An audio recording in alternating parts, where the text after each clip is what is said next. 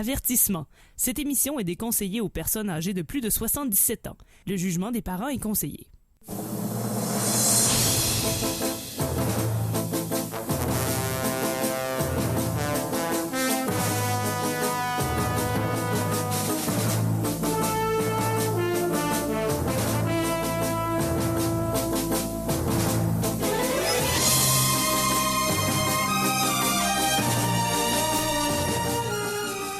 Amateurs de bande dessinée, de gognos et de mauvaise foi, bienvenue sur les ondes de CKRL. Vous écoutez l'émission E égale RG2, votre rendez-vous hebdomadaire de bande dessinée estivale.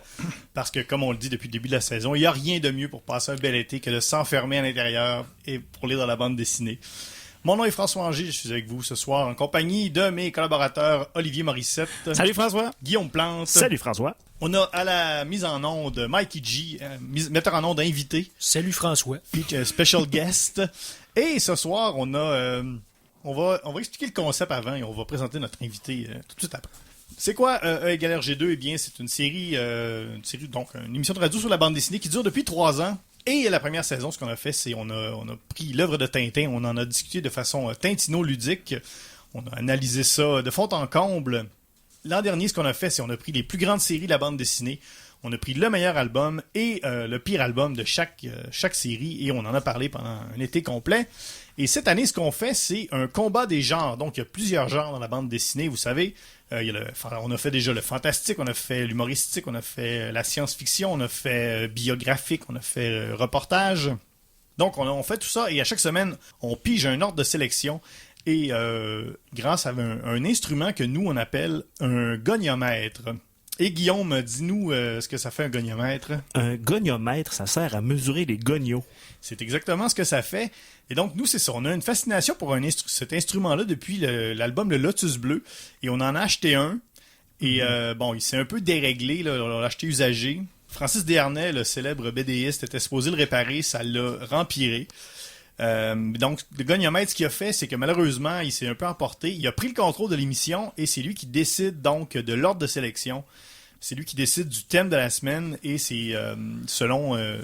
on choisit l'ordre de sélection selon des offrandes qu'on lui donne. Des offrandes on va vous les dire tout à l'heure. Et donc, cette semaine, ce que le goniomètre a décidé de faire, c'est la BD jeunesse. Et nous, on a 2 autres collaborateurs à l'émission, vous savez. On a 3. Il y en a un qu'on ne sait pas trop qu'est-ce qu'il fait, François-Jean. Des fois, il est là, des fois, il n'est pas là. Il apparaît. Semble-t-il qu'il est encore dans un vortex. Semble-t-il. Ouais. Ça me surprend toujours pas. On a également Alex et Tania qui sont pas là cette semaine. Je pense qu'ils sont en conférence. Ils font une conférence tintino-ludique dans une université bizarre. Val d'Or, j'ai dit ça? Ça se pourrait que... Je pense qu'il y a un nouveau campus là, de l'Université du Québec à Beauceville, à Val d'Or. À Beauceville, à Val d'Or. C'est ça. Un nom inventé comme l'Université de Sherbrooke. Sherbrooke. Donc voilà, ils sont pas là malheureusement. Donc on s'est dit, bon, qu'est-ce qu'on fait? Le gars dans le vortex est pas là, il est pas disponible. On est juste 3, ça n'a pas de sens. On peut pas juste parler de bande dessinée à 3, ça se fait pas. Ça s'est jamais fait. Serait pas content. Ça s'est jamais fait. Le goniomètre serait pas content. Donc, ce qu'on a fait, c'est comme c'est la BD jeunesse, on a trouvé un jeune. Et ce jeune-là, il est avec nous autour de la table. C'est un vrai jeune. Il s'appelle Noé. Salut. Salut, Noé. Noé Plante. Quelle coïncidence. Oui, est-ce que ses parents avec l'ancien gardien de but Jacques Plante? Ouais. Oui, OK. Voilà. C'est ça. Ça explique les ressemblances. Donc, Noé est avec nous ce soir et il va participer comme collaborateur régulier de l'émission. Il a sa bande dessinée à lui. Il a son ordre de sélection. Il a bien fait ça. Et voilà, donc, t'es correct, Noé, ça va? Oui? Ouais. C'est bon? Oui. Bon, jusqu'à date, ça va très bien. Il est très affirmatif. Oui, c'est super. Il a bien appris à l'école de oui et on rajoute quelque chose, mais il manque on rajoute quelque chose. Mais ça va venir. Ça s'en vient. On l'a bien élevé. Ça s'en vient, Noé. Donc, quelque chose à vous dire avant de passer aux choses sérieuses avec nos offrandes et les bandes dessinées qu'on a choisies. On pose une question sur notre page Facebook, facebook.com/RGCKRL. On vous demande quelle est votre BD jeunesse préférée. Alors, allez nous écrire sur la page Facebook. Et d'ailleurs, la semaine prochaine, c'est le dernier épisode de la saison de Égal RG2. Et ce qu'on va faire, c'est que ce sera le choix des auditeurs. Donc, à chaque semaine, on vous a demandé quelle est votre BD du genre de la semaine. On va prendre on va toutes les comptabiliser et on va choisir parmi toutes vos suggestions 4 bandes dessinées, ou 5, tout dépendamment comment on sera. Et on va, ça sera là votre choix qui sera déterminé. Donc, n'hésitez pas à nous faire vos suggestions. Donc, si la prochaine émission c'est mauvais, ce sera votre faute. Oui, exactement. Donc voilà, ça c'est sur la page Facebook. Sur la page Facebook également, la semaine dernière, évidemment, le goniomètre a besoin de deux sacrifiés. Et la semaine dernière, vous aviez le choix pour déterminer la meilleure BD historique entre Giant de Michael et également, c'était quoi l'autre déjà? Guillaume? C'était pas la mienne, fait que je m'en souviens pas. C'était les cahiers russes, voilà. Et c'est Giant qui a gagné à plate couture. Bravo Michael. Bravo Michael. Ouais. Made in Québec. Donc voilà. Également, si vous voulez nous rejoindre, on est disponible sur le hashtag MatraqueMolle. Il y a encore beaucoup de place. Vu que c'est jeunesse, on peut mettre hashtag marteau en vinyle mou qui fait quick. Exact. Aussi, tout à fait. Je pense qu'il y a de la place aussi dans ce hashtag-là. Ouais, c'est clair, oui. Alors, voilà. Donc, ça, c'est pour la partie informative dans l'émission. Maintenant, on va y aller avec nos sélections, notre offrande au goniomètre. Et cette semaine, c'est moi qui ai eu l'offrande du goniomètre, la première sélection. Encore une fois, je sais pas ce qui se passe. Hein, Ben ouais. T'as une bonne vibe avec le goniomètre en site. En tout cas, je veux... Hein? Je sais vraiment pas. Ben non. Alors, ce que j'ai fait, moi, pour obtenir mon premier choix au repêchage, c'est que cette semaine, c'était l'anniversaire du goniomètre. Ah ben. Et je sais que le goniomètre aime beaucoup les mascottes. Donc, ce que j'ai fait, c'est que j'ai fait venir comme toutes les mascottes connues du Québec chez lui pour son party d'anniversaire. Donc, j'ai fait venir Badaboom, j'ai fait venir Youpi, j'ai fait venir la mascotte de Crispy Kernel, Tiga. J'ai fait venir Capi, la mascotte de la police. J'ai tout fait venir ça. C'est sûr que c'est un 3,5 à Limoilou où il demeure. Donc, il y a eu quelques cas d'asphyxie. Mais ça a quand même été une très, très belle soirée. Et pour mon premier choix au repêchage, j'ai choisi Imbattable de Pascal Jousselin. Deuxième position, Guillaume Plante, qui n'est pas en dernier cette semaine. Et après 2 ans à être toujours en 4e position, je me ramasse enfin en 2e place. Et comment j'ai fait, me demanderez-vous? Eh bien, j'ai carrément mis une tête de cheval dans le lit du goniomètre le lendemain de sa fête. Fait qu'il a passé du plus beau moment de sa vie au pire. Et il a fini par comprendre le message de pas niaiser Guillaume Plante. Une offre qu'il ne pouvait pas refuser. En effet, il n'a pas fusé. Et ça m'a permis d'accepter de prendre la série L'Agent Jean, l'inévitable série L'Agent Jean de Alex A. Troisième position, Noé, chanceux, troisième position pour sa première apparition à l'émission. Qu'est-ce que tu as fait comme offrande au goniomètre? Moi, j'ai pris cadeau facile. J'ai offert mon petit frère au goniomètre. Ah, ouais, très bien fait. Et ça m'a permis de présenter l'AST. Donc, l'apprenti Seigneur des Ténèbres. Oui, ça lui permet aussi d'être maintenant fils unique et d'avoir plus de cadeaux à Noël. On le salue, peu importe où il est. Bye, Sacha. Et en 4e position cette semaine, le grand retour d'Olivier Morissette. Ouais, j'allais échapper un petit peu avec le goniomètre. Qu'est-ce que t'as fait? Ben, c'était jeunesse, fait que je me suis dit, je vais lui donner un jeu de mon enfance, fait que j'ai offert un Light Bright au goniomètre, mais malheureusement, tous les papiers noirs là qui font les modèles là, à faire le Light Bright là, étaient déjà percés. Fait qu'il y avait plus de plaisir là, dans le Light Bright, puis après 15 minutes de jeu, l'ampoule a brûlé. Ah, c'est ça. Fait que ça se remplace pas, ça, je pense. Hein? Non, c'est ça, c'est un modèle spécial, là, c'est un culot différent. OK. mais tout de même, cette 4e position m'a permis de choisir la BD Amulette de Kaizu Kibushi. Bon, ben voilà, alors vous savez tout maintenant de nos BD pour la soirée. On va écouter une chanson, mais tout juste avant, vous savez qu'une émission de radio comme la nôtre ne se fait pas sans la participation de nos précieux commanditaires.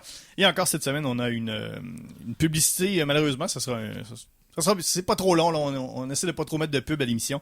Je dois vous dire donc que E=RG2 est une présentation de la Coolatech. La Coolatech, depuis plus de 40 ans, c'est la référence en divertissement en vogue pour le jeune branché dans le vent. Venez voir notre sélection vraiment hip de séries TV que tout jeune qui se respecte qualifiera de super débile écœurante. Le Vagabond, on l'a. Les Oraliens, on l'a. Gronigo et Tape-Tambour, Paratman, nous l'avons full dans tous les formats possibles. VHS, Betamax et cassette audio. Bien entendu, nous avons aussi des titres numériques comme K2000, Joe 90 et Jamais 200 toi. Cette fin de semaine, c'est notre grande vente anniversaire. Vous pourrez rencontrer les vedettes de l'heure, Pierre Curzi, André Cartier et Thérèse Petit de la Très sur la coche série Youhou! Venez à la Coolatech et votre jeune dira Kawabanga, maintenant dans l'ancien local du patinodrome de Sainte-Foy. Alors voilà, une autre émission encore. On peut continuer encore une semaine grâce à l'appui de nos généreux commanditaires. Une précieuse autre semaine. Oui, tout à fait. Précieuse, très. On va écouter une première chanson. Ce soir, on va écouter les 3 accords avec Exercice. Tout arrêt sur ce banc nous est interdit. Il est fait pour ceux qui le regardent vu d'ici.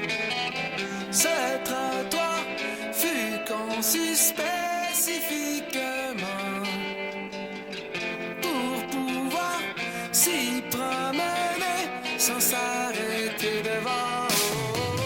J'envie tous les enfants de demain qui ne font pas d'exercice. Je rêve d'être une seule fois avec toi sans avoir mal aux cuisses. Ne rien faire ensemble serait suffisant. J'aimerais tant t'entendre et voir ton nez en même temps.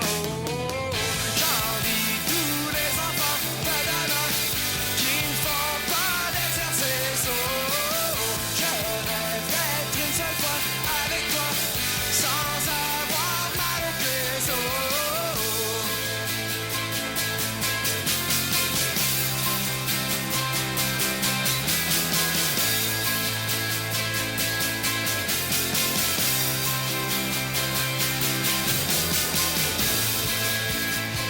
Je ne veux pas m'habiller sport. Je ne veux plus aller dehors.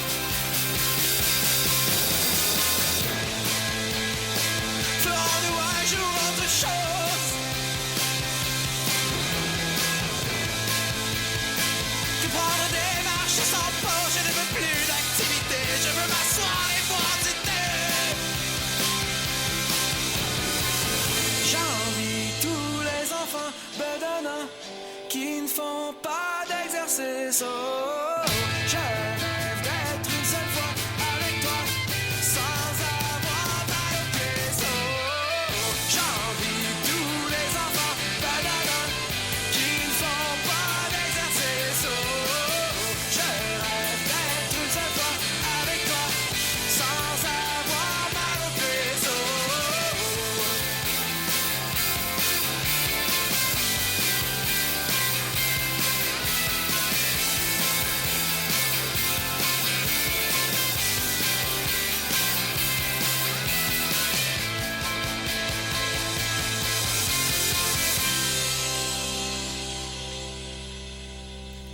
Les 3 accords avec Exercice sur CKRL. Vous écoutez l'émission E égale RG2. On parle de BD et de BD jeunesse ce soir. Je vous rappelle, dans le cadre de notre combat des genres, je vous rappelle les BD dont vous entendrez parler ce soir. Pour moi, c'est Imbattable de Pascal Jousselin.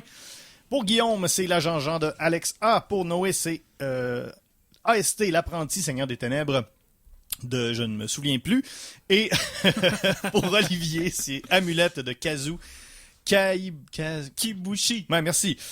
Donc voilà, vous pouvez, comme on vous le disait, vous pouvez nous faire vos suggestions de bande dessinée jeunesse sur notre page Facebook, facebook.com/RG CKRL. On attend donc vos commentaires. Et comme on vous le rappelle, on l'a dit avant la chanson, ça va servir la semaine prochaine pour le choix des auditeurs. Donc on va prendre toutes vos suggestions depuis le début de la saison et on va piger là-dedans. Pour pas piger là, au hasard, là, on va choisir on va choisir 4 bandes dessinées pour en parler la semaine prochaine. Et d'ailleurs, je le dis d'avance, mais ça va sûrement se faire encore, mais après chaque dernier épisode de la saison, on fait toujours le célèbre Matraque Molle Party au Bal du Lézard. Donc, mardi prochain, donc autour de 19h30, on sera au Bal du Lézard pour... Oui. Un party très exclusif. Oh oui, c'est très, très exclusif. Seulement 7 ou 8 personnes ont l'honneur de venir. On n'accepte pas plus. Il n'y a pas assez de chaises. C'est ça. Faut coller des tables, puis... 9 personnes et plus, je suis mal à l'aise de faire des conversations. Ah, je comprends ça. Tu fais juste parler à... À la personne drette en avant. Oui, c'est ça. Ouais. comme ce soir, là, tu parles juste à Olivier. Là. Ouais, c'est bon. C'est ça. Salut Guillaume. C'est bien correct. Donc voilà, on va y aller avec le tour de table des bandes dessinées. On va vous les présenter avant le grand quiz du goniomètre. Donc, dans l'ordre de sélection. Alors, on commence par moi. Je vais vous parler de Imbattable de Pascal Jousselin. Je vais essayer de faire ça linéaire et non pas comme la BD. Ça se pourrait que je rate mon coup. Donc, qu'est-ce que c'est Imbattable? C'est un peu la série de l'heure en ce moment dans la BD jeunesse et tout âge confondu, puisque c'est vraiment une série qui peut rejoindre vraiment un très très large public. C'est une série qui existe depuis maintenant, qui est publiée depuis 2 ans chez Dupuis. Premier album s'appelle Justice et légumes frais, qui est paru en 2017, et le deuxième super-héros de proximité en 2018. Déjà, juste les titres, moi j'arrêterais ça là. Les titres sont tellement parfaits que c'est fantastique. Donc ça paraît toujours dans le journal Spirou. Depuis première apparition du personnage, c'est en 2013. C'est qui Imbattable? Bien, c'est un super-héros, mais c'est un super-héros un peu sympathique. C'est un super-héros de quartier, c'est de proximité. C'est un gars... Toutes ses aventures se déroulent à peu près dans un pâté de maison. C'est un espèce de personnage un peu trapu, bedonnant, dans un costume jaune, avec une mini cape noire puis un bandeau noir. Et son super pouvoir à lui, Imbattable, c'est que, dans le fond, il sait, tout comme Deadpool, qu'il est dans une bande dessinée. Ah ouais, mais il est plus là que Deadpool, parce qu'Imbattable, il intervient Exactement. dans la causalité. Tout là. à fait. Donc, c'est ça. Donc, dans Imbattable, ce qui est fantastique, c'est justement le personnage interagit avec ce qui se passe dans les cases. Donc, à chaque case, il peut prendre un élément d'une case, l'envoyer dans une case plus loin, ce qui lui permet donc de contrer le méchant. Et c'est ça. Écoute, les quatre premières parts, les 4 premières histoires, il y a autant de choses à dire sur ces 4-là que sur toutes les BD qu'on a fait depuis le début de la saison. Écoute, il y en a une, c'est juste 4 cases, une par-dessus l'autre. Il est dans un bateau avec un gars, puis le gars, il dit faudrait jeter l'encre. Il jette l'encre, mais comme il intervient dans les cases, ben la case d'en dessous, il y a encore le bateau, donc l'encre casse le bateau. C'est fantastique. C'est très drôle. C'est ça tout le long. Écoute, il y a plein de... Il y en a une, il commence il marche dans la rue, sa mamie, il va voir chez sa mamie, et là il voit un papier par terre, il ramasse le papier, et c'est lui qui s'est écrit pour dire il n'y a plus de pain chez mamie, et là il arrive chez mamie lui dit qu'il n'y a plus de pain, il a dit mais j'en ai déjà acheté, et là c'est la case d'après, il s'envoie lui-même la note au début pour dire qu'il n'y a plus de pain chez mamie, puis là c'est complètement capoté. Il faut s'atteler, là. Des segments de nez sont possibles en disant ça. Vraiment. Mais ce qui est le fascinant avec cette bande dessinée-là, c'est que souvent on peut lire une bande dessinée sans nécessairement tout regarder. On regarde un peu en général, mais là, on s'attarde carrément à chaque case. Il faut vraiment porter attention à chaque case. Donc, c'est très... c'est un peu... c'est à la fois une bande dessinée, c'est à la fois un puzzle aussi. Il y a quelque chose de casse-tête. Moi, justement, cette BD-là m'a été recommandée par Louis-Olivier 10 ans et qui est tombé là-dedans. C'est fascinant. Il regarde tout. Il en manque pas une. Donc, c'est ça développe quelque chose. Là. Ça développe quelque chose ça amène, je pense, les plus jeunes à une BD peut-être plus complexe. Hey, c'est tous âges. Je peux attester que les libraires de pantoute sur la rue Saint-Jean capotent bien raide sur cette regarder les cases. Oui. Ah oui, il faut tout regarder. C'est fantastique. Et c'est ça, donc c'est Dupuis, c'est Spirou. Donc c'est très coloré, c'est très agréable à regarder. Écoute, les gags, tous les gags sont excellents. Le début du premier album, là, écoute, c'est incroyable. Il brise les codes. Il y a même des pages qui sont trouées et qui permettent aux personnages d'interagir avec des pages plus loin. Un peu comme l'album... Le trou, là? Oui, le trou de Jean-Paul Haïd. Ouais, c'est ça. Mais, ça me dit quelque chose. Oui. Ben, tu vois, ça t'amène déjà ailleurs, cette bande dessinée-là. T'as déjà fait 18 ans ou 20 ans t'as 20 ans d'âge BDX. Ça se dit-tu, ça? Je pense pas. Non, OK. Et voilà, et vlan. Donc voilà pour Imbattable, c'est la série de l'heure, c'est à lire. Tout le monde devrait lire ça. C'est bon pour le 7 à 77 ans. Là, je pense que ça s'applique très bien. J'ai étudié, le savant fou s'appelle savant fou. Ça c'est très hot. Puis il aime pas qu'on l'appelle savant fou. Mais c'est ça, c'est un savant fou. C'est ça, il veut juste qu'on l'appelle savant, mais il est fou. Ben oui, c'est ça. C'est pas nous qui déterminons comment les gens nous appellent. Hein. C'est ça. Ben oui. Ouais. Et ça depuis la naissance. Donc, faut Pas de s'y contrôle faire. là-dessus. A-t-on vraiment un contrôle sur notre identité? On a le contrôle sur rien, Guillaume. Alors voilà pour Imbattable, c'est à lire, c'est fantastique. Et on passe à toi maintenant, Guillaume. Oui, et si Imbattable, c'est la BD de l'heure, on peut dire, sans trop se tromper, que côté BD québécoise jeunesse, la BD de la décennie, c'est La Jean-Jean par Alex A. Ça me dit rien. Tu mens. Oui, je mens. Tu mens. S'il y a un enfant dans votre entourage, il y a à peu près 3 chances sur 4 qui ont au moins lu un de ces albums-là. Ah, c'est ça. Alors, moi, dans mon cas, c'est ce jeune homme assis devant moi, Noé, qui dit « Hey, ça pogne au bout, je veux un agent, je veux un agent. OK, on va lire ça. Je suis en diagonale. En diagonale, en avant à gauche, OK? Et vu que moi, j'ai un rigoureux contrôle parental sur ce que mon fils lit, j'ai pas pu m'empêcher de lire le premier album. Et Motadine, c'est vraiment très bon. C'est assez efficace. Oui. Alors, petit portrait sur la série. Ça a commencé en 2011 avec le tome 1, Le cerveau de l'apocalypse, mais le personnage lui-même est né en 1999. Si vous me dites que ce BD-là, ça a l'air d'un gros trip de petit gars, c'est parce que c'est un gros trip de petit gars. Le dit Alex A inventé alors ce personnage, un cerf qui combat les méchants, en 99 alors qu'il avait juste 11 ans. Et il a réussi à étoffer le personnage, à ajouter des personnages, à peaufiner son style jusqu'à ce qu'il soit assez bon pour être publié chez Presse Aventure. Ça fait donc 7 ans que la série roule et il y a en ce moment 12 albums de la Jean-Jean. Il y a la première saison qui fait 8 albums. La saison 2 a commencé, il y a déjà 3 albums et il y a un hors-série.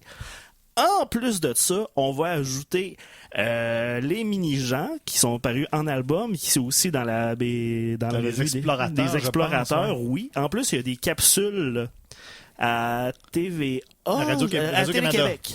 Non, Radio-Canada. Radio-Canada. Radio-Canada, avec le tout aussi inévitable Pierre-Luc Funk Ben oui. qui fait la voix du personnage. Les chances sont bonnes que c'est ça. Si vous avez des enfants, vous avez entendu parler de la Jean-Jean. Alors, la Jean-Jean, comme j'ai dit, c'est un agent secret qui travaille pour l'agence. Secret, pas tant secret. Oui, c'est ça. Qui est comme une agence d'agents secrets. Ça fait quoi, un agent secret? Ça règle des choses. Alors, c'est vraiment un trip de petit gars, je le rappelle. Est-ce que tu as dit que c'était un orignal? Oui, c'est un cerf. Un cerf. Un cerf. Excusez-moi. En fait, on Oh, sait excusez-moi, pas trop grosse c'est erreur. quoi. Enfin, il y a des bois. Oui, parce que c'est ça. L'agent-Jean, c'est l'ultime agent. Il est vraiment très fort, il est très résistant, ultra rapide, il est ultra compétent, mais le personnage lui-même est un total imbécile. Ah ouais, c'est un zouf. Oui, le mot zouf est vraiment bien employé. Tout le monde s'est dit, voyons, pourquoi ce gars-là est aussi incroyable, mais que c'est un plouc monumental. Imbécile n'est pas le bon mot. Quel serait le bon mot, mon jeune ami? Il n'y en a pas de bon mot. Bien joué. Alors que ce qui a l'air d'être au début d'être juste un trip de ouais, on va mettre des explosions puis tout, on met des jokes de personnages pas de pantalon, on se rend compte que l'univers est vraiment très bien défini. Il y a comme des continents, il y a plusieurs cultures, il y a comme des prophéties à travers tout ça. Dans les 8 premiers albums, c'est ça, j'ai pas encore lu la deuxième saison, il y a vraiment un fil conducteur très bien tissé qui relie tous les 8 albums. Dans le premier, on voit des personnages dans des prisons, c'est comme des méchants un peu au hasard, qui finalement ils s'évadent. Et c'est ces méchants-là qui vont peupler tous les autres albums de la série. Il y a vraiment plein de signes précurseurs tout le long de la série. C'est dur à décrire cette série-là. C'est vraiment stupide. On va pas. Oh oui, non. Mais c'est très... Alex A mis vraiment beaucoup d'efforts pour monter une stupidité pleine de substance. C'est vraiment très drôle. Je pense que il vise vraiment un public jeune, en effet, mais il sait très bien que les parents vont finir par le lire inévitablement, fait qu'il en met des jokes pour les parents. Mais là, c'est pas juste des jokes, on m'a parlé de la Matrice, on a vu des films. Non. Dans le tome 7, il y a une joke qui tourne sur la toune « Tu peux pas » de Claude Dubois.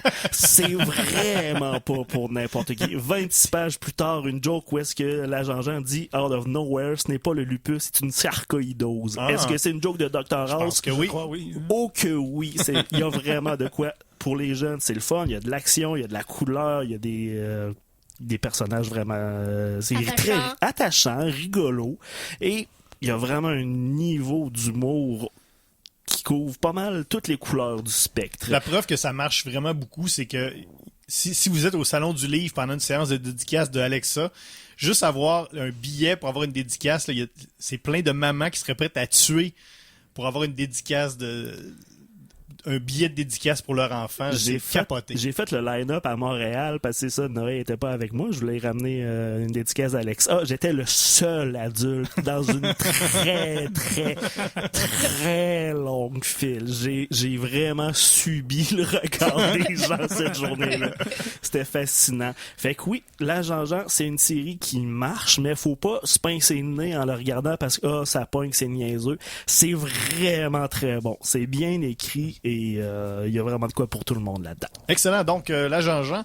Et maintenant, on passe à notre chroniqueur jeunesse, notre expert en bande dessinée jeunesse, Noé, qui nous parle de AST, l'apprenti seigneur des ténèbres. Alors, AST, c'est une BD de Ced et JP Morin. La maison d'édition, c'est Sarbacane. Il y a 5 albums. Et en fait, l'histoire, c'est un jeune, on sait pas le sexe précis, qui veut dominer le monde. Mais là, c'est médiéval, mais c'est très anachronique, par exemple. Anachronique? Anachronique, nice. Oui. Peu importe. Peu importe le mot. C'est pas achronique, pas en tout. Là, c'est ça. Il s'embauche des gardes du corps, des gardes du corps, des hommes de main pitoyables. En fait, ils décident des moments, des fois ils sont pitoyables, des fois ils sont impitoyables, ça dépend. Qu'est-ce que t'aimes, toi, dans cette série-là? C'est ça, c'est l'anachronique. C'est ton truc, ça, les choses anachroniques? Tu parlais qu'il y avait des cravates dans le Moyen-Âge, tu faisais que ça marchait pas. C'est ça. Puis les dessins sont comment? Les dessins, c'est très coloré. On pourrait s'y faire en noir et blanc, mais ça serait moins beau. Mais là, c'est ça. J'ai une question pour Noé. Il n'y a pas d'écouteurs, là? Oui, mais... Mikey G. Ouais. Bonjour. Bonjour. Apprenti seigneur des ténèbres, ça veut-tu dire qu'il apprend de quelqu'un? Y a-tu un prof des ténèbres, quelque chose? Je sais pas. Alors... Non, pas vraiment. En fait, il y a un fan qui a fait régner le chaos bien avant lui, qui a disparu. Je vais pas donner le punch comment il a disparu. C'est très bien, ça. Faites vos devoirs. C'est une bonne affaire, sinon on va se le faire dire. Ouais. Puis est-ce que cette bande dessinée-là, bon, toi, t'as 9 ans. Oui. OK. À partir de quel âge on peut lire ça, la AST, là? Je sais pas trop.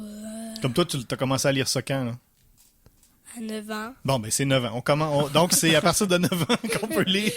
7 ans, je pense, là, mais sinon, je sais pas. Il faut savoir lire. Ouais, c'est une bonne affaire. Ça aide. Mais Faut dis-moi savoir donc, l'apprenti seigneur des ténèbres, est-ce que c'est une page, un punch, ou est-ce que c'est une histoire continue, ou bien c'est un peu un mélange des deux? Hein? C'est un peu un mélange des deux. Fait qu'il y a beaucoup de gags, mais ça manque un tout. Là. Ouais. On va vers quelque chose à chaque gag. Ouais. Ah. OK, ben parfait. Alors voilà, donc c'est fait pour AST, l'apprenti seigneur des ténèbres. Et on va terminer l'heure avec notre dernière série, la présentation de la dernière série, qui est Amulette, donc de Kazu. Je suis pas capable. Kibushi. Oui, je sais. Ouais. Il aurait fallu que je le note. Ouais, c'est correct. C'est pas grave. Je suis là pour le dire. Je suis capable de dire Kibushi, là, mais c'est dans ma tête, ça se faisait pas. Kibushi. Tu vois, je me fais avoir par un enfant de 9 ans. Premier coup. Donc, je vais vous parler d'Amulette ce soir. Amulette, c'est une série qui est publiée, comme on l'a dit, qui est écrite et dessinée par Kazu Kibushi. Amulette, qu'est-ce que c'est? Ça raconte l'histoire d'une jeune fille qui s'appelle Emily. Emily a eu une situation difficile. Son père est mort très récemment, donc elle vit seule avec son frère et sa mère. Puis pour changer un peu d'air, pour faciliter la vie aux enfants, ils déménagent dans une maison qui appartenait à leur arrière-grand-père, donc au grand-père de la mère, qui est maintenant abandonnée. Cette maison lugubre, un peu étrange, qui craque beaucoup. Et puis, qu'arrive-t-il? Eh bien, Emily, lors d'une soirée sombre, découvre que sa mère s'est fait capturer par un monstre. Ils vont au sous-sol, elle et son frère, et ouvrent la porte vers un monde fantastique qui s'appelle le monde d'Alessia. Donc, déjà là, vous voyez le portrait. C'est une série qui prend... en fait, je dirais que c'est un heureux mélange entre peut-être Harry Potter, Narnia et Le Seigneur des Anneaux. Et tout ça... Rien que ça. Ben, rien que ça. Ben oui. Mais écoute, j'affronte ce soir des BD de la décennie et de l'heure, donc il faut bien que j'en mette un peu. Mais c'est tout à fait vrai. C'est une histoire là, qui est très prenante. En fait, dès les premières pages, là, vous allez vous accrocher à ce personnage-là. Et puis, dans le monde d'Alessia, Emily se rend bien compte rapidement qu'elle a été investie d'un pouvoir. Donc, elle est gardienne d'une pierre de pouvoir, une espèce d'amulette là, qu'elle porte à son cou, qui la rend capable de faire de la magie. Mais bien sûr, le monde d'Alessia est peuplé de bien d'autres porteurs d'amulettes là, qui veulent aussi acquérir du pouvoir. Donc là-dedans, il y a un sympathique petit lapin qui est en fait un robot. Il y a aussi plein d'autres robots qui sont avec lui, puisque avec les deux jeunes, puisque le grand-père, l'arrière-grand-père d'Alessia était un inventeur qui a inventé tous ces robots là, qui vont l'aider dans sa quête. Sinon, il y a beaucoup de monstres tentaculaires, et il y a des elfes, et il y a toutes sortes d'autres créatures là, magiques là, qui vous enchanteront. Donc, c'est une BD qui est publiée depuis 2008. On en est rendu au 8e tome. Il y aura 9 tomes en tout. Donc, le rythme des publications, c'est environ aux 2 ans. Ça fait donc une dizaine d'années là, que ça roule déjà. Donc, on peut s'attendre là, à ce que là, d'ici 2020, la série soit bouclée là, avec le 9e tome. C'est publié chez Scholastic, et puis la version française est aussi disponible là, chez Akeolis. Oui, j'applaudis ton audace, Amulette. C'est vraiment pas de quoi que je connaissais, alors que tu aurais pu prendre de quoi, genre les lapins crétins. Ouais. Bravo. Ben, c'est une série jeunesse là, qui est plus ou moins drôle, là, mais qui va embarquer là, vos jeunes dans une histoire là, qui va sans doute là, les captiver. Ça va vraiment l'air beau. J'ai feuilleté un petit peu. Là. Joli comme tout. Ouais, Alors, juste voir la couverture. Ouais, hein? Ouais, c'est très chouette. Alors, merci Olivier. Alors, voilà, ça conclut notre tour de table pour la présentation des bandes dessinées. On va écouter quelques publicités et après ça, une chanson. Et on vous revient tout de suite après. Avertissement. Cette émission est déconseillée aux personnes âgées de plus de 77 ans. Le jugement des parents est conseillé.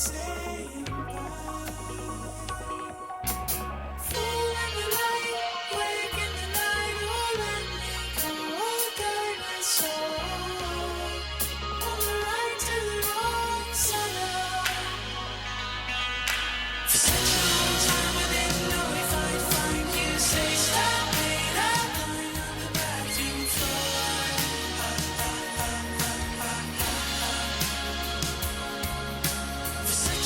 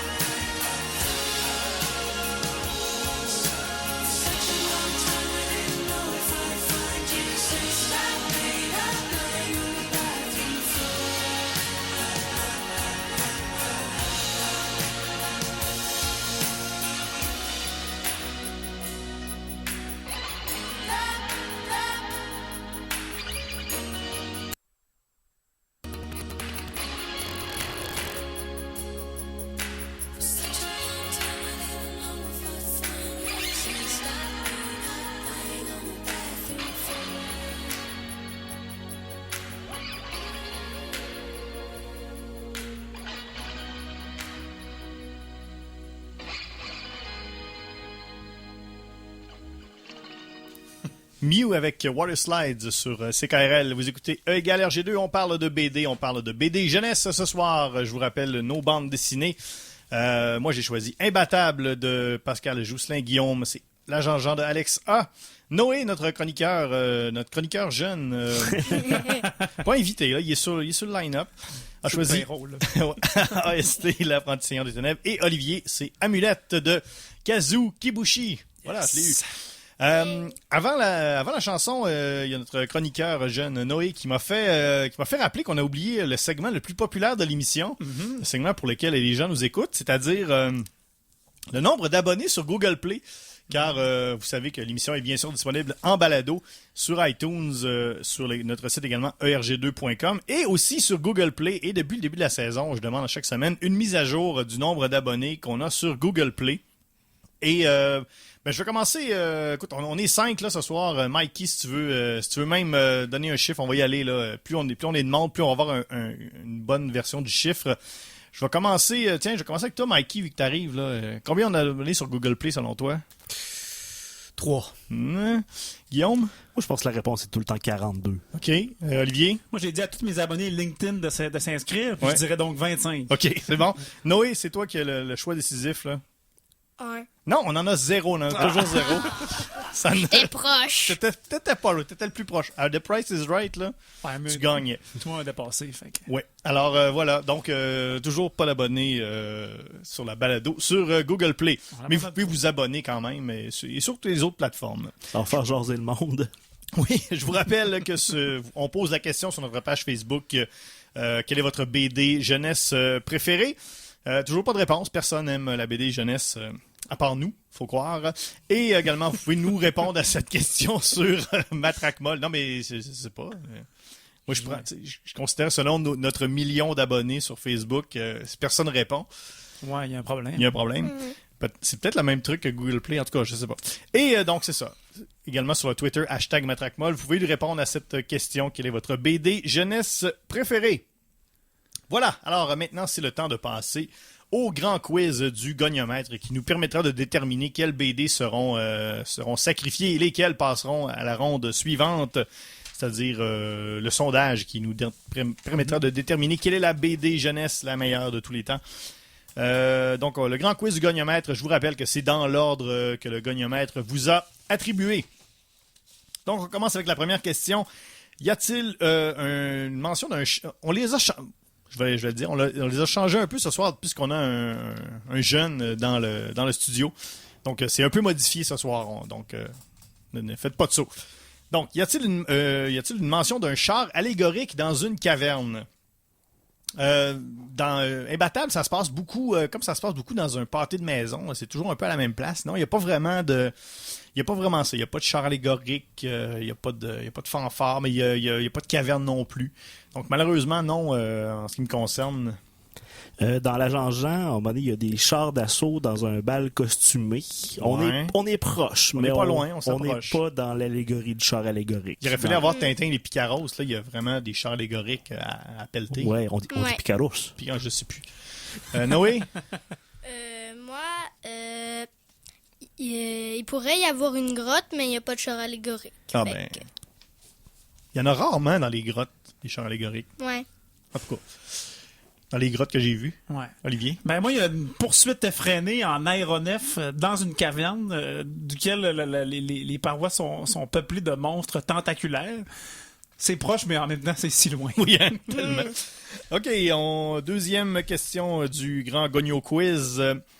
Est-ce qu'il là, on change encore la deuxième question. C'est pas une citation de Proust, c'est est-ce qu'il y a une joke de pète ou une joke de prout? Ouais. Non, dans Imbattable, il n'y en a pas. Il n'y a pas de joke de... Comme c'est beaucoup des gags visuels, non, il n'y a pas de... Parce que probablement que s'il y avait une joke de pète, elle se répercuterait dans toutes les cases, puis ça sentirait pas bon pendant toute la planche. Non.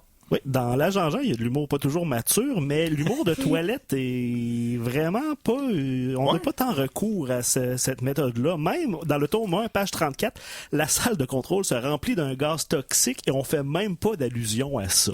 Ah, quand même. Que, bravo pour une belle maturité d'esprit. Noé? Alors, moi, oui, il y a une blague de pète Bon. dans le tome 2. À la page 14... pas 14, excusez. À la page... Combien déjà? Dans une des pages. Oui, dans une des La page pages, 100. Ouais. il y a des gardes je dirais pas qui. C'est bon, tu vends pas les Puis, punchs, c'est non, correct, ils ça. vendent pas des punchs.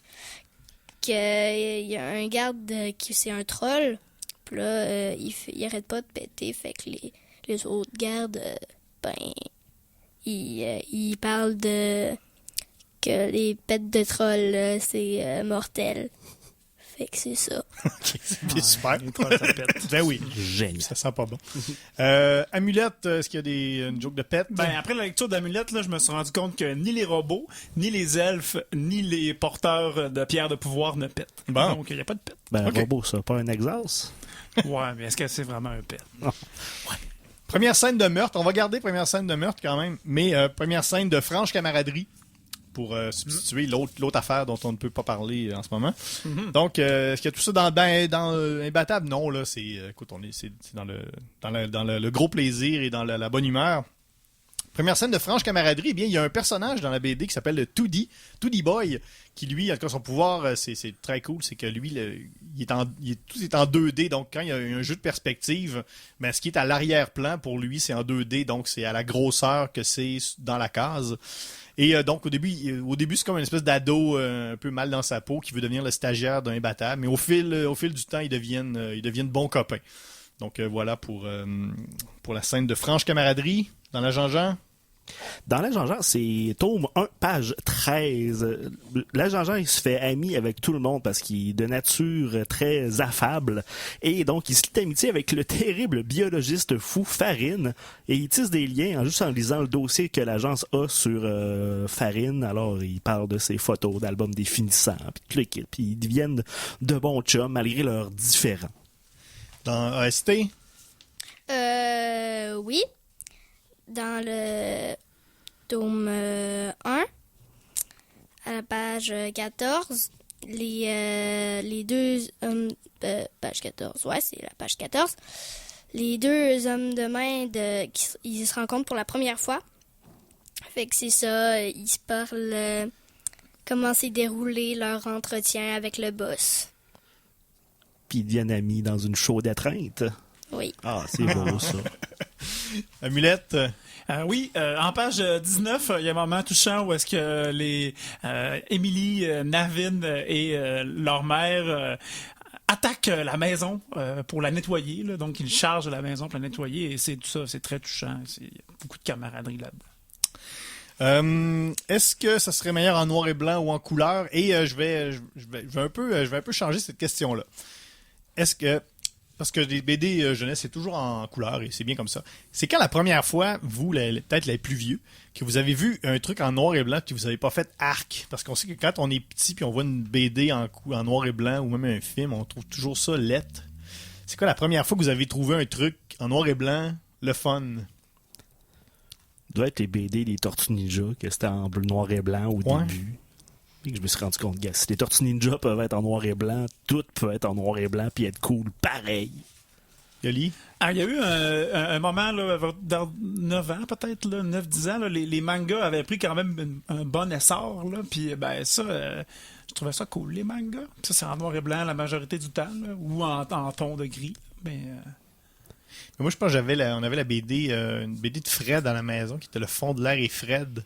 Puis je la feuilletais à l'occasion à la maison. Mais ça fait quand même assez longtemps. Toi, les choses en noir et blanc, si c'est en noir et blanc, toi, comment tu trouves ça? Est-ce que tu aimes ça? Est-ce que c'est automatiquement un truc de vieux? Je trouve ça normal. OK, c'est tout à fait. T'as bien raison. Une vache en noir et blanc puis c'est collé une vache. Hein? T'as bien Ouais. raison. Hein? Oui. Parlant de vache, justement, on change la question. Est-ce qu'il y a un personnage avec qui vous iriez prendre un verre de lait au lieu de l'autre chose là, que les enfants ne connaissent pas? Moi, ce serait justement, j'ai parlé tantôt de 2D Boy, moi, ça serait lui. Et j'essaierais d'être dans la cage, j'essaierais d'être très loin et que lui soit en avant-plan avec le verre de lait. Comme ça, j'aurais un plus gros verre de lait. J'aurais genre un très, très gros verre de lait. Un immense verre de calcium. Moi, j'irais avec le personnage éponyme de l'agent Jean parce qu'il est juste super smart et agréable. Alors, boire un verre de lait avec Jean, ça doit être un beau moment. Noé? Moi, je prendrais un verre de lait avec Slurp, un des sbires. sbires, oui, du maître, on va l'appeler. Puis c'est ça, il aime ça faire le ménage. Puis c'est comme un croisement entre un monstre, Obélix, puis une larve. Ah! J'essaie de voir ça dans ma tête, là. il doit être moins doux, comme tendre. OK, c'est lui? Ah, c'est bon. lui. Pour tous les gens à la maison, c'est lui. C'est lui. Olivier? J'irais prendre un verre de lait avec Miskit, le petit robot lapin Oui, le rose, lapin. qui est quand même sympathique. Je sais pas comment ça va un robot quand ça prend un verre de lait, mais écoute, on le verra bien rendu là. Je pense que ça grille ses circuits. Bon, écoute, ça sera un beau moment avec Miskit qui ne durera pas longtemps. Est-ce que vous voyez un parallèle avec votre propre vie dans la bande dessinée? Moi, des fois, quand je prends mes notes pour l'émission, c'est très non-linéaire. C'est un peu tout croche. Puis j'essaie de me retrouver là-dedans des fois quand je parle en ondes. Donc, ouais, ça serait ça, peut-être mon parallèle. Moi, c'est plus au sens un peu plus méta, où est-ce que dans mon jeune temps, je faisais de la BD aussi. Puis là, je vois que Alexa, il a réussi à faire de son trip d'enfance sa carrière. Et je peux juste être admiratif face à ça. Puis je pleure. Noé? Moi, dans ST, le maître, il est jeune, puis je suis jeune, fait que c'est ça que j'ai trouvé. C'est super. Il n'y a pas de mauvaise réponse. Hein? Olivier? Moi, je suis pas une jeune fille, puis j'ai pas de pierre magique, là, donc c'est pas mal pas moi. Ouais, mais t'es pas un robot lapin à temps partiel. Est-ce que vous recommanderiez cette bande dessinée à votre mère? Ben moi, oui, et je la recommande à tout le monde. C'est vraiment...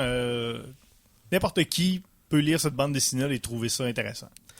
Je le recommanderais. Peut-être que ma mère trouverait peut-être ça un peu insignifiant. C'est un risque à courir, mais c'est tellement rafraîchissant. Je pense que tout le monde pourrait en tirer quelque chose. Noé? Je pense que oui, parce qu'elle aime ça, les trucs drôles, puis c'est assez drôle. Fait que c'est ça. Tu l'as pas recommandé tout à l'heure, d'ailleurs? Non. Ah, OK. On la salue.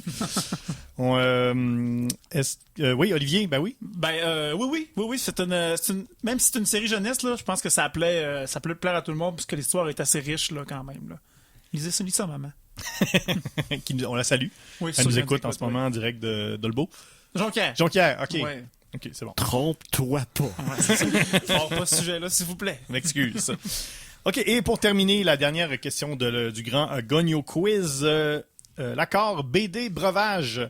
Bien moi, le costume de Imbattable, c'est comme il est tout jaune et et son logo, c'est des carrés jaunes et il y a un carré blanc au milieu. Pas au milieu, mais un peu en haut. Donc, ça serait un jus d'ananas, un verre de jus d'ananas. Et j'essaierais de mettre une glace qui tiendrait en place le plus possible à la même place que le logo, que la tache blanche sur le logo. C'est ce que je ferais, moi. Pour la Jean-Jean, la pastille de saveur que je lui trouve, c'est épais et substantiel. Parce que oui, c'est deux mots qui ont l'air pareils, mais qui veulent dire des choses complètement différentes. Et je boirais ça donc avec un smoothie bien sucré, mais avec des légumes nutritifs dedans. OK. Toi, Noé, qu'est-ce qu'on boit avec AST? Un truc rouge. OK, comme Je sais pas. du Kool-Aid rouge? Un V8. Ah, OK. Un V8. Un V8. C'est pas la réponse que j'attendais. Mon Kool-Aid. C'est ça. Hey, prends du sucre. Olivier? Ben, la pierre de pouvoir là, de Émilie est un peu rouge-rose. Là. Ça m'a rappelé la couleur du succulent Red Champagne, une liqueur régionale du Saguenay-Lac-Saint-Jean, de mon Saguenay-Lac-Saint-Jean natal. Donc, on en parlait tout à l'heure. Là, donc, oui, ça me donnait le goût de prendre un bon Red Champagne. Donc, personne ne sait qu'est-ce que ça goûte ici autour de la table. Hey, c'est faux. Ah, tu sais, Guillaume. Ben Bon, oui. Tu sais? Ben oui. Montre-moi. On en a pas à Québec. indescriptible. Ouais, Moi, ça. c'est le Saguenay-Dry que je m'ennuie. Ouais, Mais là, il y en a plus pantoute. Là. C'est du Non, Red ben- Champagne, tu peux encore en avoir. Mais... Ouais, de la liqueur au gingembre. Là, ouais. Non, pas de la liqueur au gingembre. Du Saguenay-Dry. Ouais, je le sais. C'est pas la même chose. Ça goûtait bon, c'était bon. Oui, c'est bon. Ah oui, j'en ramenais des caisses quand je descendais au Saguenay. Mais malheureusement, il y en a plus. Alors que voilà, ça fait le tour. C'est le grand... on termine le grand Gogno Quiz de Égal RG2. Il nous reste encore un peu de temps. On va essayer de faire un dernier tour de table là, pour vous donner vos derniers arguments pour qu'on puisse déterminer, pour que le grand goniomètre fasse son choix et qu'il détermine les 2 BD qui seront sauvegardés. Imbattable. Que dire? Eh bien, ça... Je pense que c'est un vent de fraîcheur dans la bande dessinée. C'est un peu sorti de nulle part. Mais peut-être qu'en France, ils savaient déjà c'était quoi. Mais ici, ça arrive. On sait pas trop. Tout le monde peut aimer ça. Moi, j'ai un garçon qui lisait presque exclusivement des Garfield et des Agents Jean. Et il est tombé sur Imbattable. Et ça a été un gros hit. Donc, juste pour ça, ça vaut la peine. C'est très coloré, c'est très... c'est méta. Des fois, on aime ça, les choses méta, là, quand on est un peu plus vieux. Là, on aime ça un peu voir des trucs là, qui parlent un peu au créateur, pas juste au lecteur. Pour ça, c'est vraiment... c'est vraiment incroyable, c'est très bon. Cette BD-là est imbattable. Écoute, j'utilise l'argument le plus bas possible, qui est le titre qui m'a été fourni par notre auditeur tondeuse qu'on salue. Ben ouais. Moi, je dirais que tous les enfants aiment la Jean-Jean. Et donc, si vous aimez pas la Jean-Jean, ça veut dire que vous trouvez que tous les enfants sont des imbéciles. Alors, peut-être que vous avez raison, mais je veux pas être votre ami. Parfait. Noé? Parce que c'est bon? Oui. Ah, parfait. C'est bon. Et prenez ça de la bouche d'un enfant extraordinaire. Écoutez, vous voulez faire plaisir à vos enfants, vous voulez Certainement. vous faire plaisir aussi, Oui. là, ben, Amulette, c'est un choix à ne pas manquer. Écoutez, le seul défaut d'Amulette, là, ben, c'est qu'il y a 9 volumes, puis il va falloir que tous vous achetiez. Parce que c'est sûr que après le premier, vous allez vouloir lire les autres, c'est garanti. OK, donc, je viens de recevoir par texto les résultats de Grand Goniomètre sauve. Instant, voir. Pipou, pipou, pou. Il sauve pas Alex A, mais l'agent Jean et Imbattable. Donc, ce sera à vous de déterminer sur la page Facebook. Pipou, pipou, pou. Oui, pipou, pi. Poup, pip, pip, poup. Alors, ce sera sur la page Facebook, facebook.com/RGCKRL. Vous pouvez télécharger les balados des 3 saisons sur iTunes, sur Google Play, toujours 0 abonnés, et fier de l'être, et sur erg2.com. La semaine prochaine, on prend vos suggestions. C'est encore le temps de le faire sur notre page Facebook. Donc, ce sera le choix des auditeurs pour notre dernière de la saison. C'est tout pour cette semaine. On remercie tout le monde. Merci Mikey à la mise en onde. Ben, ça me fait plaisir et il faut rester à l'écoute parce que après la pause, ça sera Rock et Gaz à CKRL 89.1. Et je vous remercie. Je remercie également mes collaborateurs Guillaume Plante, Olivier Morissette. Merci. Et notre super collaborateur spécial Noé Plante. Salut. T'as bien fait ça? Bravo. T'as-tu aimé ça? Oui. Parfait. Alors, donc, voilà, la semaine prochaine, dernier épisode et Rock et Gaz tout de suite après la pause.